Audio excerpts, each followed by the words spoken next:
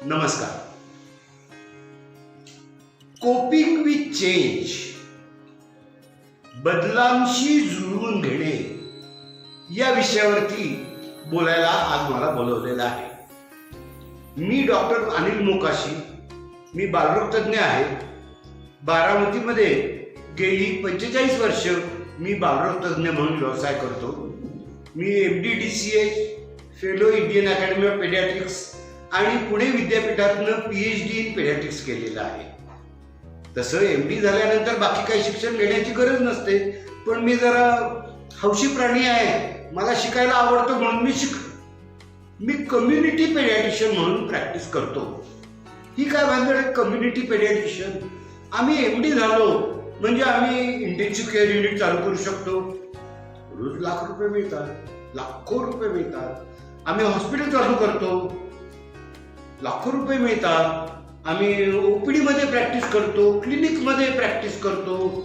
मी कम्युनिटीमध्ये practice करतो. मी मतिमंद शाळा चालवतो, मूकबधीर शाळा चालवतो, स्कूल हेल्थ सर्व्हिस चालवतो. मी कम्युनिटी मधला पेडियाट्रिशियन म्हणून काम करतो, अलॉंग विथ क्लिनिकल प्रॅक्टिस. आमचे उज्ज्वल भवितव्य स्कूल हेल्थ सर्व्हिसेस आहेत. बाल कल्याण केंद्र, कारभारी नगर, कसबा इथे. तर असं माझं बॅकग्राऊंड आहे. तर नमस्कार. आज आपण एका वेगळ्याच नियतीच्या फेऱ्यात एकमेकांना असे भेटत आहोत. एरवी विद्याप्रतिष्ठानमध्ये इथे समोर हजार एक विद्यार्थी, पालक, शिक्षक माझं भाषण ऐकताना दिसले असते. पण गेले ते सुनहरे दिवस कायमचे, फॉर एवर विसराते आता. वो दिन फिर कभी नहीं आएंगे. कालमापनाचे तुम्ही BC आणि AD हे शब्द ऐकले असतील. BC म्हणजे बिफोर क्राइस्ट आणि AD anno domini, after Christ was born. तसे आता एक नवे पर्व चालू झाले आहे, कोरोनाचे. आणि त्यानंतर येणाऱ्या पर्वाला PC पोस्ट कोरोना म्हणून ओळखले जाईल. हे कोरोनाचे चालू पर्व कधी संपेल आणि पोस्ट कोरोना पर्व कधी सुरू होईल हे कुणालाही माहित नाही. जग पूर्वीसारखं सुरळीत कधीच होणार नाही. This world is never going to be same again. हे सत्य आहे आणि ते मान्य करूनच आपल्याला पुढचे आपल्या आयुष्याचे नियोजन करावे लागेल. बहुतेक म्हणूनच तुमच्या शाळेने मला कोपिंग विथ द चेंज, बदलांशी जुळवून घेणे हा विषय दिला असावा. एवढ्या प्रोलॉग नंतर मी माझ्या भाषणाची सुरुवात एका प्रार्थनेने करणार आहे. ही आमच्या बालकल्याण केंद्र शाळेची प्रार्थना आहे, पण ती आता अचानक काल सुसंगत झाली आहे. प्रत्येक मनुष्य प्राण्याला आजच्या परिस्थितीत ती मार्गदर्शक आहे. आपल्या कोपिंग विथ चेंज, बदलांशी जुळवून घेणे या आजच्या विषयाला धरून आहे. मी प्रत्येक ओळ म्हटल्यानंतर काही सेकंद तुम्ही माझ्या मागून ती प्रार्थना म्हणावी म्हणून थांबणार आहे. तुम्ही आपापल्या जागी मोठ्यांदा म्हणावे. मोठ्यांदा सर्व कुटुंबानी, आई वडील, आजी आजोबा, काका काकू जे घरात असतील सगळ्यांनी एकत्र म्हणावे माझ्या मागून, अशी माझी इच्छा आहे. तर मी आता सुरू करतो. माझ्या मागून नंतर तुम्ही एक एक वाक्य म्हणा. जे टाळणे अशक्य, जे टाळणे अशक्य, दे शक्ती ते सहाय, दे शक्ती दे सहाय. जे शक्य साध्य आहे, जे शक्य साध्य आहे, निर्धार दे कराय, निर्धार दे कराय. मज काय शक्य आहे, मज काय शक्य आहे, आहे अशक्य काय, आहे अशक्य काय. माझे मला कळाया, माझे मला कळाया, दे बुद्धी देवराया. दे बुद्धी देवराया. जे टाळणे अशक्य, जे टाळणे अशक्य, दे शक्ती ते सहाया, दे शक्ती ते सहाय, जे शक्य साध्य आहे जे शक्य साध्य आहे, निर्धार दे कराया. निर्धार दे कराया. Okay, thanks. Let us go ahead. बदल. थँक्यू सगळ्यांना. बदल हा फक्त विश्वासाच नाही तर जीवनाचा स्थायी भाव आहे. आपण मुलांचंच बघू. लहान मूल ही मोठ्या माणसाची छोटी प्रतिकृती नसते. फुलपाखराच्या जशा अंडे, अळी, कोश आणि फुलपाखरू अशा विकासाच्या अवस्था असतात, तशाच गर्भावस्था, नवजात, शैशव, शालेय, किशोरावस्था, पौगंडावस्था, तारुण्य आणि प्रौढावस्था आणि वृद्धावस्था या मानवी विकासाच्या अवस्था असतात. या प्रत्येक अवस्थेत शरीराची रचना, शरीराचे कार्य, शरीराच्या विकृती, औषधोपचार आणि मनोवस्था वेगवेगळ्या असतात. प्रत्येक अवस्थेतील गरजा, अपेक्षा, काम, उद्दिष्टे, आहार आणि दिनचर्या ही वेगवेगळ्या असतात. यातला फरक समजून घेणे आणि प्रत्येक टप्प्यावर योग्य ते बदल सुरळीतपणे घडवून आणणे महत्वाचे असते. बदल म्हणतात ना, ओनली डायमंड्स आर फॉरएव्हर. सिर्फ हिरा है सदा के लिए. बाकीचं जग बदलत असतं. काळाचा एक प्रवाह असतो. प्रवाहाचा अंदाज घ्या, प्रवाहाला वळण द्या. तुम्ही बदल घडवून आणा, नाहीतर घडणारे बदल मान्य करा. सर्व समस्यांना एक मुदत असते, म्हणजे सर्व समस्यांना एक एक्सपायरी डेट असते. काळ हेच बरेच वेळेला उत्तर असते, पण आपल्या हिताचे निर्णय घेऊन प्रश्न सोडवावे लागतात. जीवनातली ही घडी अशीच राहू शकत नाही. ती गाण्यामध्ये होती रमेश देव आणि सीमाच्या. पण जीवनातली ही घडी अशीच राहू शकत नाही. पुढच्या घडीच्या स्थैर्यासाठी आजच नियोजनबद्ध कृती करणे आवश्यक असते. बदल ही एक प्रक्रिया आहे. एका स्थितीतून दुसऱ्या स्थितीत जाण्याची प्रक्रिया. स्थित्यंतर, आजूबाजूची परिस्थिती आपल्या हाताबाहेरची असते. प्रतिसाद आपण ठरवायचा, तो तर आपल्या हातात असतो. या प्रार्थनेत हेच सांगितलं आहे. बदल कुणालाच आवडत नाही, पण काळानुरूप बदलावेच लागेल. स्वहितासाठी, कुटुंब हितासाठी, समाज हितासाठी बदलावेच लागेल. मुलं वाढताना, वयात येतानाही अनेक बदल घडत असतात. त्याचे वैज्ञानिक आकलन होणे आवश्यक असते. त्याबद्दल आता तरी हे बोलायलाच हवे. खरं तर हे डॉक्टर अमोल अन्नदाते यांचं पुस्तक आहे. मराठी, इंग्लिशमध्ये अमेझॉनवर अवेलेबल आहे. आता तरी हे बोलायलाच हवे. संवाद, कुमारवयीन मुला मुलींच्या समस्यांविषयी संवाद. Grow up daddy, grow up, असं वाक्य एका सिनेमात आपण ऐकलंय. तसं grow up family, grow up. मुलांबरोबरच कुटुंब एकत्र मोठं होत असतं. ही मोठं होण्याची प्रक्रिया एकमेकांमध्ये गुंतलेली असते. त्याची वीण समजणे महत्वाचे आहे. त्यातले विज्ञान समजणे महत्वाचे आहे. मुलगा आणि नारळ कसा निघेल हे आधी सांगता येत नाही. फोडल्यावरच समजणार तो कसा निघाला ते. पण नारळाची ही शेती असते. पु ल देशपांडे बनवण्याचे क्लासेस नसतात. आर के लक्ष्मण मालगुडीतच घडतो. संस्कार द्यायचे म्हणजे एक्झॅक्टली काय द्यायचे, कसे द्यायचे, कुणी द्यायचे, कधी द्यायचे, कुठे द्यायचे. संस्कार धार्मिक पठणापासून सुरू होऊन धार्मिक पठणापाशी संपतात का?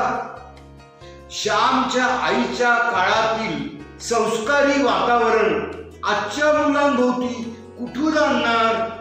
काळ बदलला, कुटुंब समाज रचना बदलली, आर्थिक शैक्षणिक परिस्थिती बदलली, मुख्य म्हणजे आईचे रूपच बदलले.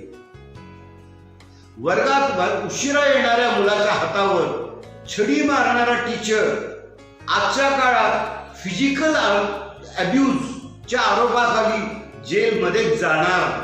पॉस्को लावला नाही तर मिळवली. ऍडल्ट होणं म्हणजे नुसतं 16 वर्ष पूर्ण करणं नाही. ऍडल्ट होणं म्हणजे परिपक्व होणं, मॅच्युअर होणं, योग्य अयोग्य निर्णय स्वतःचा स्वतः घेणं, आपण घेतलेल्या निर्णयाची जबाबदारी आपण स्वतः घेणे म्हणजे ऍडल्ट होणे.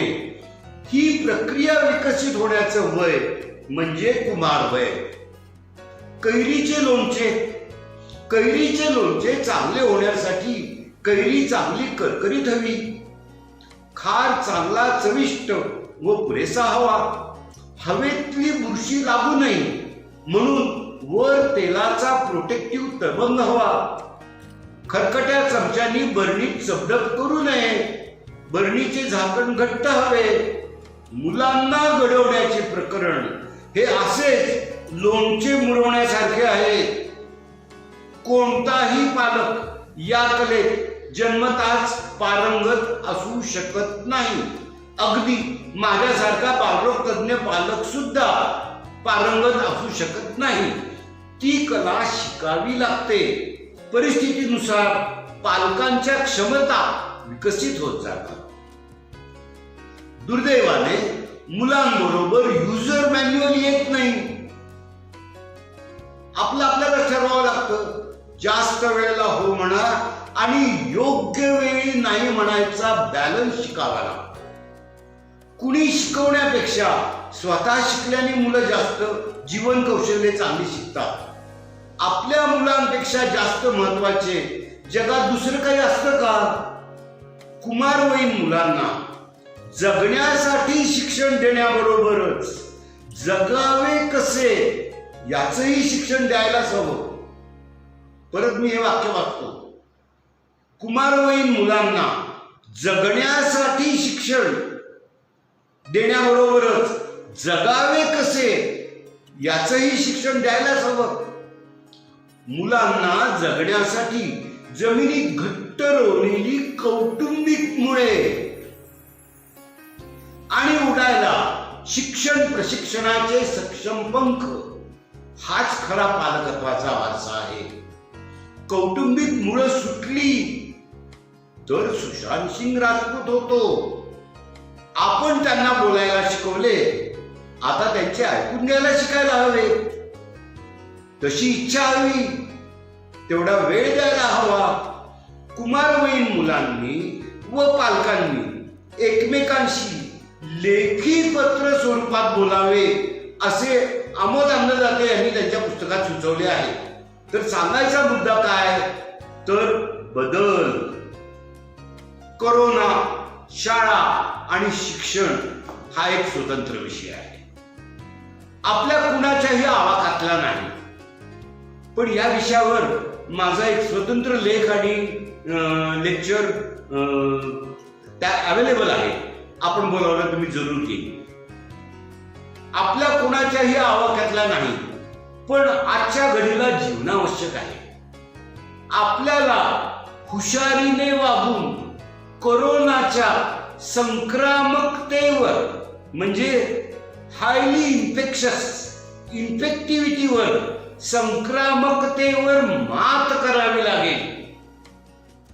जीवनशैली बदलून लागण टाळावी लागेल. म्हणजे पहिल्यांदा जसं जगत होतो तसं आता जगलं तर लागण लागणार. मास ट्रान्समिशन होणार, कम्युनिटी ट्रान्समिशन होणार. जीवनशैली बदलून लागण टाळावी लागेल. मानवी जीवनाच्या प्रत्येक क्षेत्राला कार्यपद्धती बदलावी लागेल. वर्तन बदल हेच कोरोनाला वैज्ञानिक उत्तर आहे. I will repeat this sentence again. वर्तन बदल हेच कोरोनाला वैज्ञानिक उत्तर आहे. औषधे किंवा लस हे उत्तर नाही. करोना, शाळा आणि शिक्षण ही समस्या सोडवण्यासाठी आपल्याला आपले शालेय वर्तन बदलण्याची गरज आहे. म्हणजे शाळेने आपलं वर्तन बदलायचंय, विद्यार्थ्यांनी आपलं वर्तन बदलायचंय, पालकांनी शाळेतलं वर्तन बदलायचंय. शालेय संस्कृती बदलण्याची गरज आहे.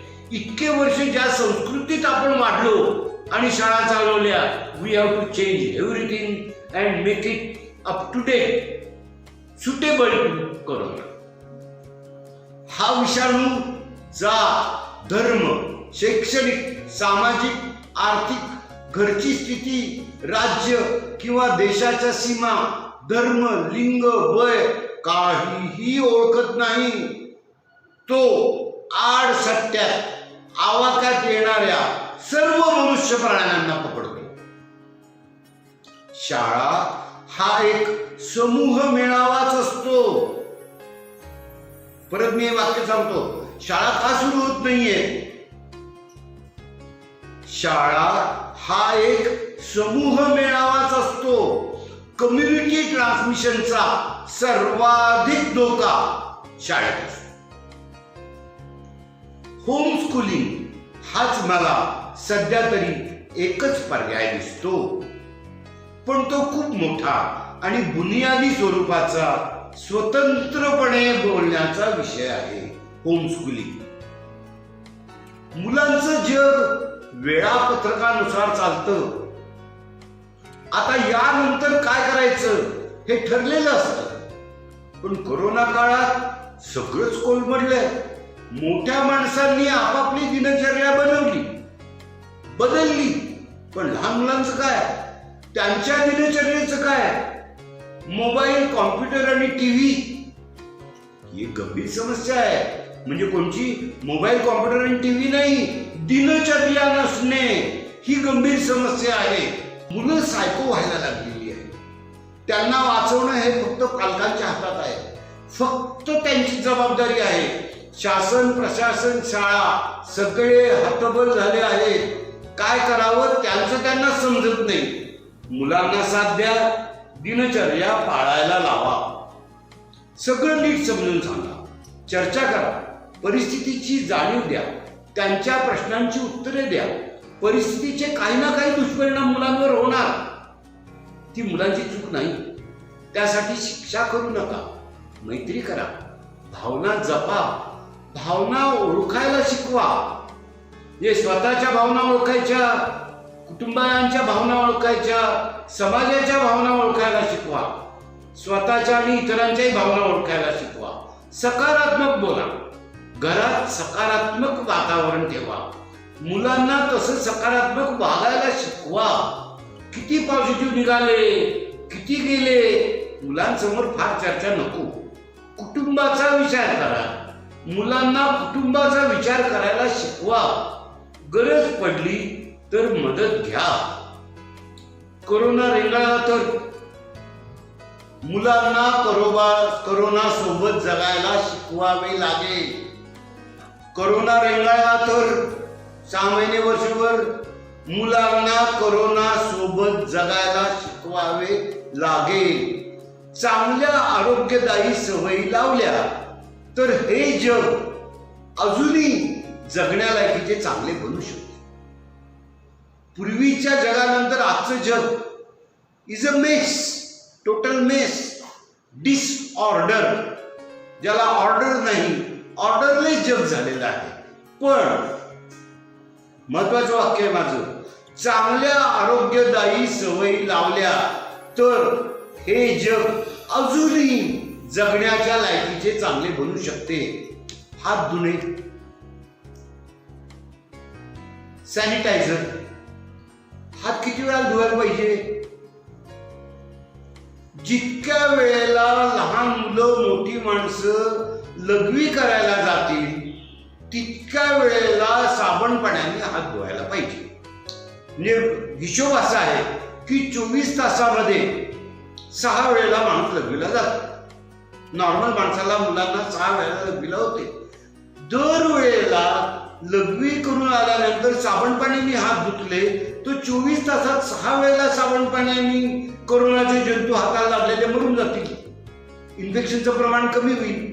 पूर्वीच्या काळी पद्धत होती की बाहेरून आल्यानंतर हातपाय धुवून चपला काढून घरात प्रवेश करायचा. काळानुरूप ती बदलली. आपण चपला बाहेर काढतो आणि हातपाय न धुता घरात वावरायला लागतो. काळानुरूप अजून पद्धत बदलली. बूट चपला घालून लोक घरात वापरायला लागले. म्हणजे ही पद्धत बदलली आहे. आता परत पद्धत बदलायला पाहिजे. जितक्या वेळेला लघवी करायला जाल तितक्या वेळेला साबण पाण्याने हात धुतले का? नुसतं शी करून आल्यानंतर धुतलेलं पुरेसे नाहीये. साबण पाण्याने हात का 6 वेळा धुवायचे? कारण दिवसातनं 6 वेळेला तुमचे हात कोरोना फ्री होतात. सरफेस ट्रान्समिशन साठी ते आहे. सॅनिटायझर घराच्या दारात एका स्टुलावर सॅनिटायझर ठेवायचा. आता सगळीकडे शाळांमध्ये आहे, ऑफिसेसमध्ये आहे, मॉल्समध्ये आहे. बाहेरून आलेला माणूस घरात येताना दारातच एका स्टुलावरती सॅनिटायझर पाहिजे. पूर्वीच्या काळी घरात आलेल्या पाहुण्याला गुड पाणी देण्याची पद्धत होती. आता बदलायला पाहिजे. काळानुरूप सॅनिटायझर त्याच्या हातावर मारायची पद्धत करायला पाहिजे. हे फार महत्वाचं आहे. शारीरिक अंतर 2 गज दुरी फारच महत्वाचं आहे. इन्फेक्शन होणारच नाही. गर्दी टाळणे, सार्वजनिक वाहतूक टाळणे, बाहेर कुठेही स्पर्श करणे टाळा. फेस मास्क तर मस्टच आहे. दोघांनीही फेस मास्क लावलेला असला तर कोरोना पॉझिटिव्ह माणसाचा कोरोना समोरच्याला लागण्याची शक्यता कमी आहे. एकानेच फेस मास्क लावला असला तर ट्रान्समिशन होण्याची शक्यता वाढते आणि दोघांनी लागला नसला तर खूपच वाढते. त्याच्यामुळे कोरोना पॉझिटिव्ह आपल्या बाजूला असणार याची गॅरंटी आहे, याची खात्री आहे. आता आपण इथे जितके लोक जमलो त्याच्यापैकी 2-4 लोक कोरोना पॉझिटिव्ह आहेत. मी पण असण्याची शक्यता आहे. मी काय आकाशातनं पडलेला माणूस नाही, ह्युमन बिईंग आहे. मी पण कोरोना पॉझिटिव्ह असण्याची शक्यता आहे. Symptom free corona, symptomless corona. जर मी पण मास्क लावला, तुम्ही पण मास्क लावला तर एकदम शक्यता कमी होते. तर मास्क त्यासाठी महत्वाचा आहे. बिन मास्कचं घराबाहेर पडणाऱ्या माणसाला घराबाहेर पडूच द्यायचं नाही. आणि मास्क हा नुसता तोंडाला लावायला, हनुवटीला लावायला, गळ्यात टाकायला, पोलीस आले की चढवायसाठी नाहीये. That is for your survival. तुम्हाला जिवंत राहण्यासाठी मास्क घालणं आवश्यक आहे. आणि जर ही आता पाळली नाही शिस्त तर घरात सुद्धा मास्क लावून वापरत जगावं लागणार आहे. इतकी परिस्थिती वाईट होण्याची शक्यता आहे. आणि किती सिंपल उपाय आहे, मास्क घाला. तर ही सवय लावून देणं फार आवश्यक आहे. एकूण काय तर होम स्कूलिंग आणि कोरोना सुरक्षित सवयी या माध्यमातून मुलांचं जीवन रिसेट करणं भाग आहे. करप्ट झालेलं आहे, हँग झालेलं आहे लाईफ मुलांचं. ते आपल्याला होम स्कूलिंग आणि कोरोना सुरक्षित सवयी या माध्यमातून मुलांचं जीवन रिसेट करणे भाग आहे. वर्तन बदल हेच कोरोनाला एकमेव वैज्ञानिक उत्तर आहे. रेमडेसिवीर, हायड्रॉक्सिक्लोरोक्विन किंवा कोरोना लस ची वाट बघणं मूर्खपणा आहे. पण वर्तन बदल हे कोरोनाला एकमेव वैज्ञानिक उत्तर आहे. म्हणून जे टाळणे अशक्य दे शक्ती ते सहाया. जे शक्य साध्य आहे निर्धारने कराया. मज काय शक्य आहे, आहे अशक्य काय, माझे मला कळाया, दे बुद्धी देवराया. जे टाळणे अशक्य दे शक्ती ते सहाया.